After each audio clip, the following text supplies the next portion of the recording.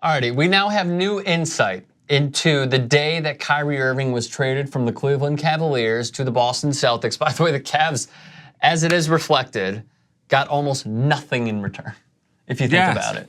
Like, I know that they ended up going to the finals. It was because LeBron's amazing, but man, that's going to be viewed as one of the most lopsided trades where that guy, Kyrie Irving, was traded from the Cleveland Cavaliers to the Boston Celtics for Jay Crowder, Ante Zizic, one of my favorite names, and Jay Crowder, who, by the way, now is killing it with the Utah Jazz. So here we go.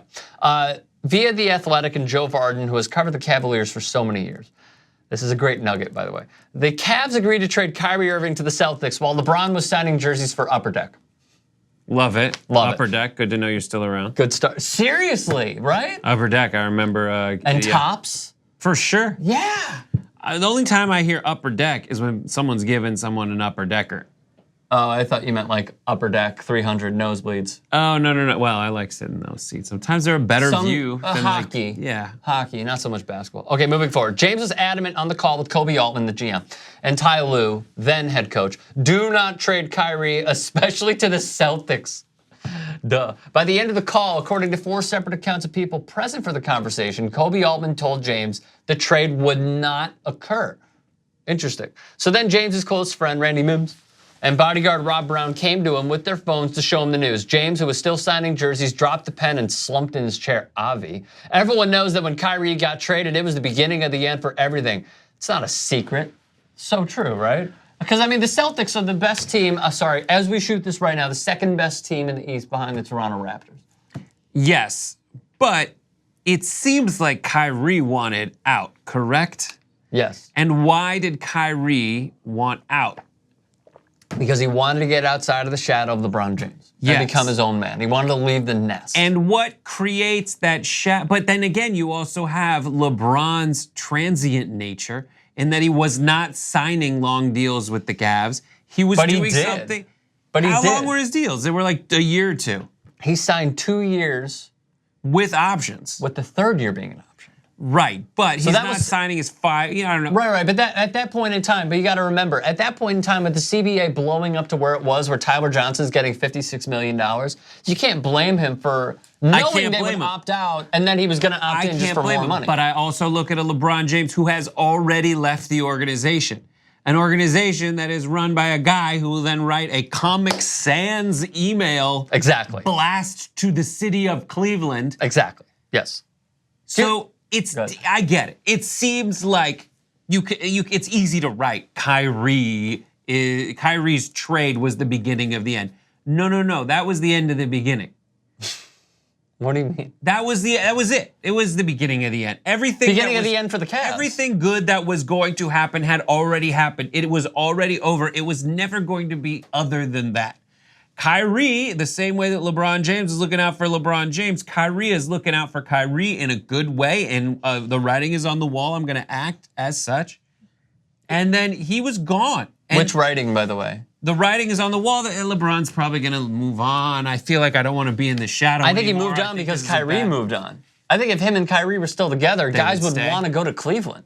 Yeah. Cleveland was a landing spot for all the veterans that wanted to win a championship that were ring chasing. So when you say it was the beginning of the end, when someone says for the Cavs. It was the beginning of the end for the Cavs, it was and the LeBron tenure of the Cavs. And so the source of that is Kyrie saying, I can't be in the shadow of LeBron anymore. Yes, but they didn't have to trade him, remember. He still had 2 years remaining. But but that's tough. It's one of what you wrestle with in your mind is, could it have been different given that the people in charge, the person in charge, is kind of an idiot. That's a great point. So there was always a house of cards.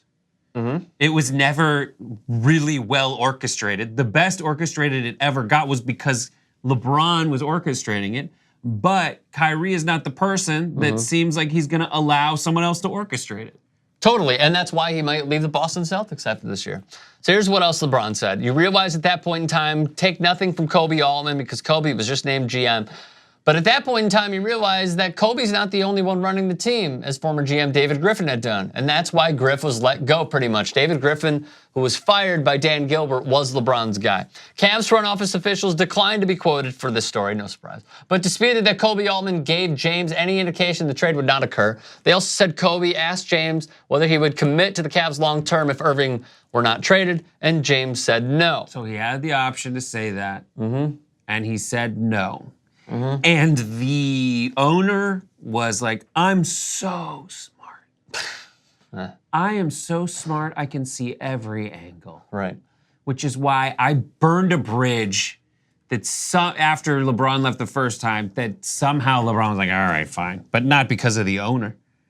And he just made a stupid move. Can we remember also that Dan Gilbert put nobody around LeBron James in his first tenured years with the Cleveland Cavaliers? Do you remember who was on that NBA Finals team? This is my favorite game of all time. Varejao? Eric Snow, Zydrunas Ilgauskas, Boobie Gibson, Sasha Pavlovich. I mean, come on. And arguably a worse team than that was Allen Iverson's Finals team, who I give ultimate props to, because he took that team against the Lakers, won a game in the finals, but still, he took a nothing team. Those are the two worst finals teams I think I've ever seen with a single superstar leading the pack.